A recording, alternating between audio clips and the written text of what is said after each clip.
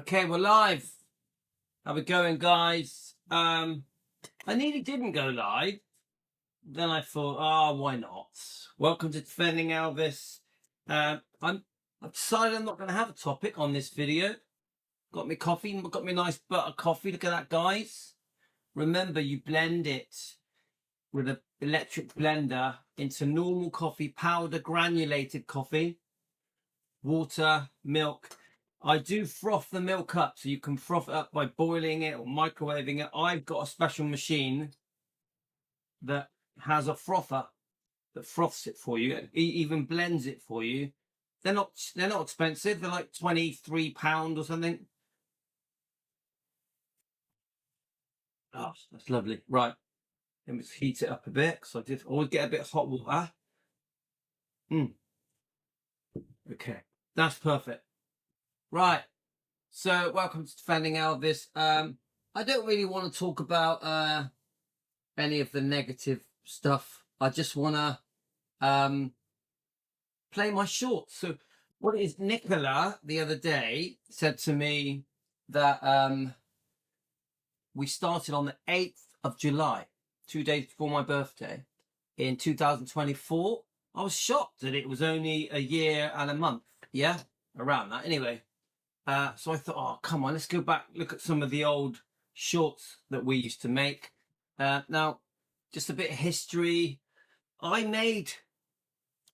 used to run, I've always done YouTube, always. I did my self-help stuff, my car repairs, my classic car restoration repairs. I've always used it. I've always used YouTube as like a diary to store my family videos, whether it be holidays, just watching the kids grow up, birthdays, Christmas, everything.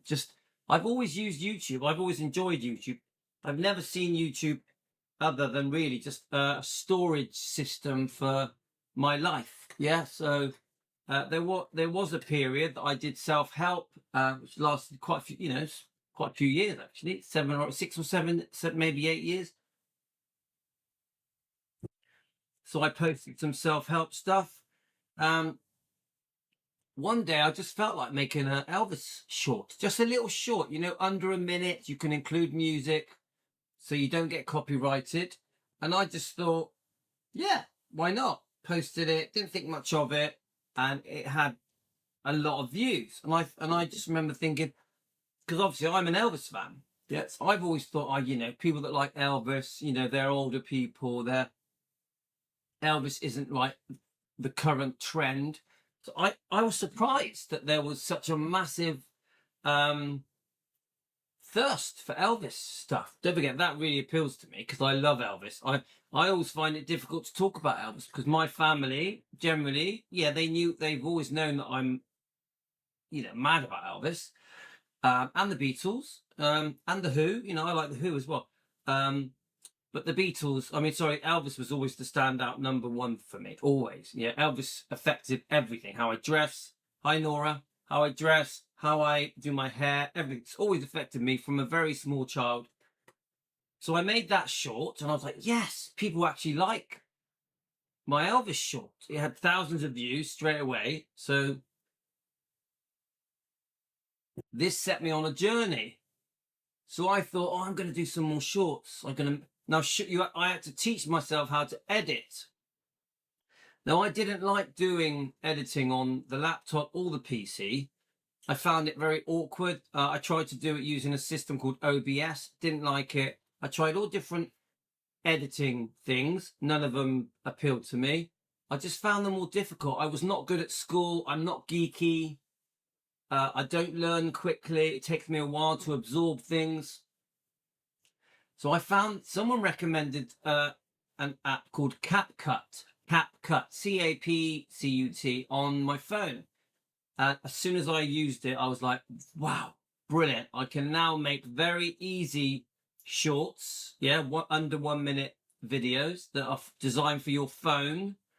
You can add icons and pictures and videos. You can mix and match them. You can shrink them, make them bigger. You can cut in, cut out. And it was very, very easy, CapCut, on the phone. So I could make videos just sat here on my phone. So I taught myself very quickly I could make shorts. Now I learned that you had to not be copyrighted, you had to change them a bit, so mix them up. So this is why I would move the icons around, I would move the pictures around, move the videos around, I would chop in lots of different videos. I would have, even I introduced a storyline. I even added captions so you could see if you were hard of hearing, you could read what the story was saying. So I came up with this formula that really worked. Obviously, different topics. I wanted to cover all of Elvis's life.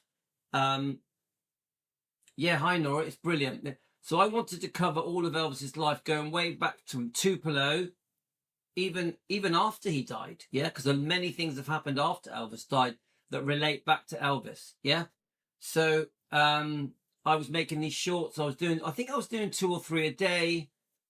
Each one was taking quite a long time. They were quite, I would say, a couple of hours at least each short. They were very intricate, even though they were only a minute long. I had to keep them under a minute so they wouldn't be copyrighted, and so that I could post them as shorts. And I was getting hundreds of thousands of views. Some of them were getting millions of views. Like on TikTok, I was also posting them on TikTok and Instagram. My TikTok videos were getting well over 1 million views, but one of my accounts, TikTok, closed it, which really annoyed me, because that one had literally they were getting millions of views. But I did notice here on YouTube, many of my shorts were getting well over 100,000 views, well over 200,000, 300, up to about 750,000 for one short. It's pretty amazing.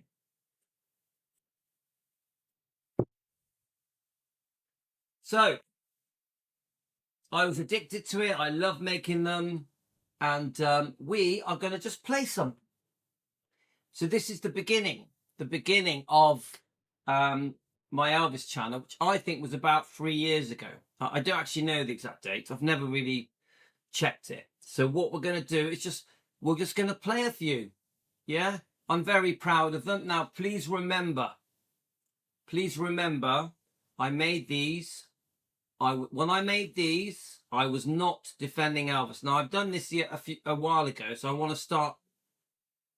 Please remember, I was not defending Elvis when I made these. I was just an Elvis. So I wasn't against Priscilla. I didn't have, because I've got very strong views about Priscilla now, because I defend. I was pro everything. I had been conned and tricked into the fake fairy tale. I believed that Priscilla had done nothing wrong. Honestly, I did. I was not a defending Elvis channel. I was just an Elvis channel called Louie's World of Elvis. That's all I was. Yeah. So what we're going to do is go through them and just chat as we go. Okay, guys? So let's have a look. So this one, let's start on this one. Elvis Presley was forced to marry Priscilla Presley. This has looks like it's got Billy Smith in it. Let's just go through them. Yeah, some of them have music, some of them don't. Eventually I do start talking in them, because at first I wouldn't talk in them. I wouldn't put my face in them. I was too shy. Part of the reason I started putting myself in them is because you are encouraged by YouTube to put yourself in them, to talk in them, to show your face, to make them your own. Okay, guys? So it goes. I don't know what's coming. I'm going to put your comments on my phone. I'm just going to keep going until my wife comes home. I don't know when my wife's coming home, but she may just suddenly turn up. I hope you enjoy my shorts, guys. Here goes. Remember, each one would take hours to make. Hours. I'm very proud of them. Yes, so this one's had 9,000 views. Elvis's father, Vernon, kisses his new daughter-in-law for luck. America's most eligible bachelor is now a married man. Elvis should never have been married.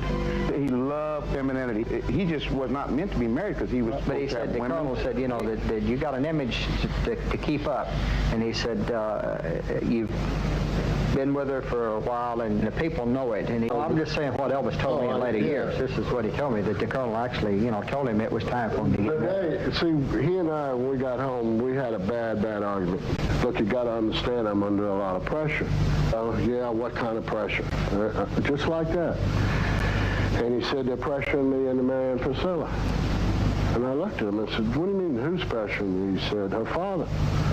They threatened to sue me if I don't marry her, breach a promise, and Guys, pretty good one to start on. So Elvis was pressured into marrying Priscilla. That's basically what these guys are saying. That's obviously Marty Lacker and Billy Smith.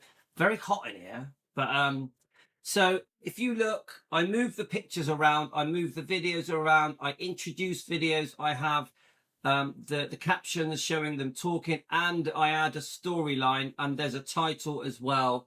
So there's a lot more to these than you think, right? I don't know what's coming next. Let's just play them and see what happens. You know, a lot of doubt goes in your mind at that time. Well, I heard the news.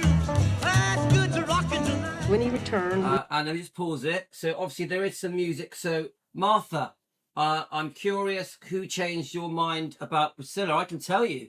I remember like it was yesterday. You guys were all messaging me, Team Elvis. Yeah, then you weren't called Team Elvis. You were just people that were watching my channel. My channel was really doing well, yeah? I was getting about 100 subscribers a day, yeah? Obviously, I wasn't defending Elvis. Defending Elvis, as soon as I became defending Elvis, my subscribers stopped. Many people don't want Elvis defended. So my subscribers almost grinded to a halt when I became defending Elvis. I don't get loads of subscribers, guys.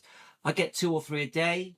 Yeah, on a good day, I might get 10. My subscribers, since I became defending Elvis, is not good. When I was doing the shorts, you know, I was getting 100 a day. That's how I managed to boost our channel to 28,000 subscribers.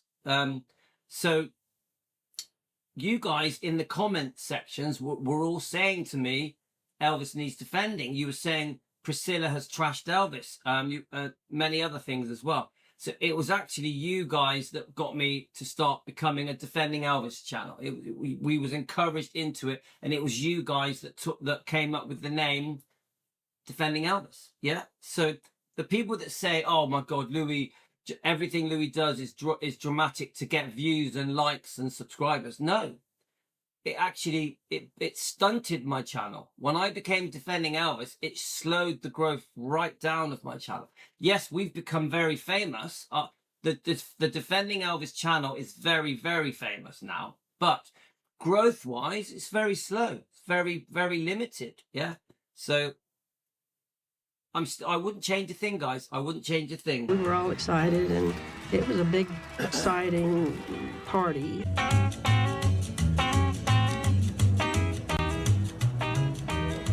How about any romance? Did you leave any heart, shall we say, in Germany? Not any special one. There was a little girl that I was seeing quite often over there. That her father was in the Air Force, but it was no big romance. The stories came out the girl he left behind, and all that. It wasn't like that. I mean, I had to be careful when I answer a question. I didn't see that until later when I came back to the States and saw that footage. And he even asked me, did I see that? No. I would literally be devastated. Isn't it? Before I became Defending Elvis, I mean, there's a lot of opinions about that now. So I don't know if you noticed that the icons, the videos spin around. And I did that to try and get past YouTube's copyright rules. Yeah. Because YouTube expect you to alter the videos. And this is why I did so much in this. Next one, guys. He was one of a kind. He had it all. He was a very special human being, and I think that's one of the reasons why, you know, you see what you see out there today in the video. People recognize that. There wasn't any kind of mechanics or machine involved in him or anything. Okay, I'm this way, or no manipulation or no agenda. He was off stage who he was on stage. So I know that's a big difference, and people can feel that. You know, people respond to that, and it's in his music, and they respond to that as well. Funny because I get flashbacks. I remember making these, yeah, and I remember all the effort that went into it. I love seeing Lisa talking there. She's lovely. people in general, do you think they might judge you more harshly because you are who you are? Probably. You know, I don't know. You know, I got 10 or 11 encores, that type of thing. They just kind of halted the show at that period. And it scared me, but then it made me very happy too. But I was still shy about it. I wouldn't sing in public for a long time, and I went for maybe a year. I just kind of forgot about it. I got out of school and I was driving a truck. I was dating a girl and waiting for her to get out of school so we could get married.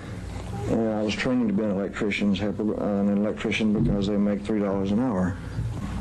I was very serious about it. I made. Do you hear that? He was training to be an electrician. They make $3 an hour. He was serious about it. The first record really is a personal thing for my mother. And that same company called me a year later and said, we got a song that you might be able to do. It was 12 o'clock. They said, can you be here about 3 o'clock? I was there by the time they hung up the phone. Thank you very much, Wink, and I'll see you again. Now remember, if you've just joined us, we're playing my shorts that I made. These were made 2 to 3 years ago. Okay, guys? Well, you know, it was about Colonel and Elvis and Elvis's dream, you know, to take his career further. He wanted to do movies and serious movies. And Colonel Parker just, you know, he should have really probably stayed a publicist because he just didn't have... He didn't take Elvis where he wanted to be, and that was hard because I lived it. I lived the arguments that they had.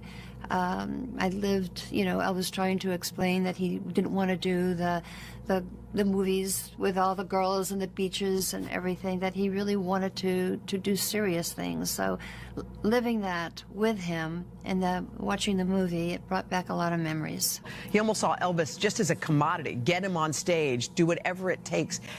I was just wondering, all these years later, have you made peace with what happened with Colonel Parker? Did you ever make peace with him? Yes, I did. Well, guys, to be honest with you, she got on very well with Colonel Tom Parker. I got a delivery. She got on very well with Colonel Tom Parker. Let me just get this. Is it going to deliver? I think Colonel Tom Parker is one of the biggest reasons why they got married. Yeah, honestly. I've just got a phone case coming from my phone. Let's go to the next one. I'll see if he's going to deliver. Okay. Do you think Elvis could have been happy with just one woman? No. I don't. What do you think? No. Never. He wasn't meant to be with one. I mean, he was happy with one while he was with that one, but then. But he was happy with the next one. Yeah. I mean, and it didn't mean he didn't love each one of them, no. because he did. I think he loved, you know, all the women. Yes. That he went through most all the women that like he did his shirts. Yeah. But I mean, no, that's ugly. I should say. No, he did. He just loved women. He just was not the type to be with one woman. He could. You know, he just couldn't. I mean, in my opinion, he didn't put all of his eggs in one basket. He was just that way. No. You just had to appreciate how he was, and you know, and. Why settle for the chicken when you get all the eggs? Stop. Yeah, I know what they're saying, guys. I know what they're saying, but come on. All men like women, don't they? If you're straight, if you're good looking, you don't have to be good looking, but come on. All men like women. Why is it's said in a way as if it's a bad thing? So what if Elvis liked women? It's okay. It's not a crime. I got to see how Elvis really got into his music, what he felt comfortable in. If he felt that there was any energy there that he didn't like, someone there that put another mood in there, I mean, he would get very frustrated and, you know, maybe call off the session and come back the next day. Colonel Parker, you know, was not involved with any of his sessions. He kept him at arm's length because this was his territory. Yeah, he didn't want business into the creative process. And Colonel respected that. As long as I was with Elvis Presley, I never was involved with what songs he was going to record. He picked his own songs with the songwriters. It was up to him. He liked it that way. I think it would be a bad mistake if I had someone else telling me what to record and how to record it, because I work strictly on instinct and impulse. I choose songs with the public in mind. I try to visualize it as though I'm buying a record myself. I got to see Hi, I'm Linda Thompson, and for the first time in too many years, I'm back at Graceland, where Elvis lived and ultimately died 29 years ago this week. I found this old interview with Linda. So guys, I start to introduce myself in the videos. It takes a lot of courage, guys. I don't want to put myself in the videos. You may see I'm a bit robotic at first. I'm a bit nervous. Obviously, I get used to it, yeah? So let's see how I do, yeah? Thomas from 1972. I just love the honesty in this interview. She's obviously asked about Elvis Presley and what it was like to be with him. And this is one of my favourite interviews. Let's start listening. Did you have any special difficulty in dating Elvis? How did it affect you? Not really, no. It seemed very right and very natural. When you love someone, they suddenly, you know, it wasn't Elvis on the marquee anymore. It was Elvis with the little E. And the very beautiful Linda Thompson, who's looking her best, talks about how natural their love was, and that once they had fallen in love, it didn't matter who he was, she loved the person. It was just a human soul that I happened to love.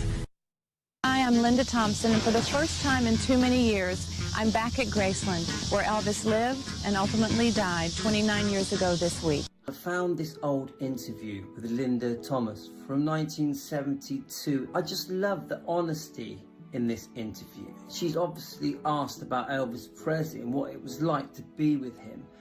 And this is one of my favourite interviews. Let's start listening. 1 second, Did you have guys. any special difficulty? Let's keep listening. That he would never ever go anywhere in disguise or try to No, incognito. Because he had his own walk, he had his own stance. You know, there was no way that he could really disguise who he was. And it's very well known that Elvis was mobbed wherever he went. And she's right. You could tell Elvis from a mile away because of how he walked and moved and just generally his energy that he gave off. We all knew it was Elvis. Not effectively. We tried going out a few times shopping, and we would make it halfway between the car and the door of the store. And, you know, people would just be all over us. They would converge immediately, and we would have to run back to the car. So it was very difficult for him to get out like a normal person. And I know that Elvis eventually grew tired of this, and he just wanted to live a normal life and do normal things. So this was very frustrating for him. But at the same time, he loved the adoration he got from his fans. Sorry, guys, out of delivery. Sorry. Next. We're all lucky, actually, to hang out with Elvis. His personality was just wonderful. I mean, it was so huge. He loved doing lots of things. Our life was very adventurous, and there was always things to do. There was a lot of animals there, you know. He loved to have them around. We got a couple of little mules. Had all breeds of dogs. He had like the portable buildings in the backyard, and they had air conditioning and heat in them for the dogs. That was their dog houses. Father actually got this dog, Edmund, but he had a lot of nerve, that dog. My dad would be sitting there, you know, about to eat his food, and the dog would tear off, jump on his bed, grab the bacon, and he would do this all the time to him. He also had chickens and cows at some time in the earlier days because Uncle Vernon liked that, and his mother liked that. And there was Scatter the chimpanzee, which had quite a reputation. Elvis let him move around in the house, and he'd walk up to the girls and pull their dresses up and look under them, and that was a habit he got into, I don't know how. We're all lucky, actually, to hang out with Elvis. His personality was just wonderful. I mean, it was so huge. He loved doing lots of things. Our life was very adventurous, and there was always things to do. There was a lot of animals there, you know. He loved to have them around. We got a couple of little mules. Had all breeds of dogs. He had like the portable buildings in the backyard, and they had air conditioning and heat in them for the dogs. That was their dog houses. Sorry, guys. So I'm just checking my deliveries. They delivered the wrong stuff. Typical, isn't it? I've ordered a couple of cases for my phone. I've got a new phone, haven't I, guys? And I ordered some cases because I know how easily they get broke. And they've delivered the wrong stuff. Let's just check that. Or at least the plugs are right. The plugs are okay, but the cases are not, which is annoying. Okay, don't worry about it. Let's keep going, guys. Father actually got this dog, Edmund. But he had a lot of nerve, that dog. My dad would be sitting there, you know, about to eat his food, and the dog would tear off, jump on his bed, grab the bacon, and he would do this all the time to him. He also had chickens and cows at some time in the earlier days because Uncle Vernon liked that and his mother liked that. And there was Scatter the chimpanzee, which had quite a reputation. Elvis let him move around in the house, and he'd walk up to the girls and pull their dresses up and look under them, and that was a habit he got into, I don't know how. That's actually quite funny.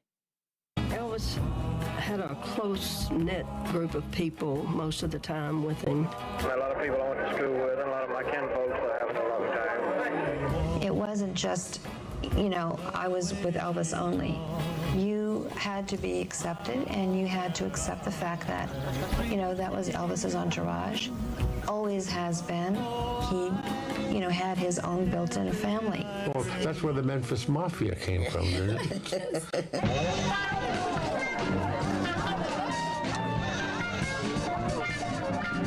You know, the Memphis Mafia is, I'm proud to be a part of.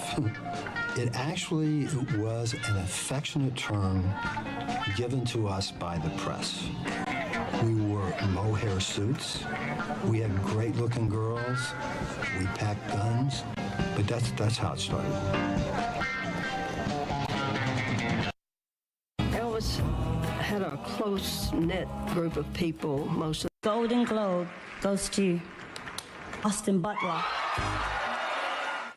Austin Butler is one handsome dude. Yep, he is. Did any part of you ever think nobody can do this? Yeah, And did he change your mind? Yes, until he came around. Absolutely.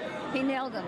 He had Elvis down pat. Is it the voice? Is there a characteristic, a certain look? What I am lying. really I'm gonna got come it off No, for you? everything. He had it. His grin, his So smile, everything his they sent me laugh. is wrong. Yeah, he studied him for 2 years. You Yeah, probably know there's that a couple of already. bits there. I mean, his sensitivity, And let me say his goodbye, man. involvement in trying to get Elvis right, and did, because he studied him for 2 years. He didn't know what he was into, but he knew he had to deliver. But he's a great actor anyway. He is an actor. He's not someone that Boz just found and said, "Oh my gosh, you could probably do Elvis." Did he say to you that you'll never forget? Who? Elvis. I love you. And that's the best. Okay, guys, gotta go. The wife's here.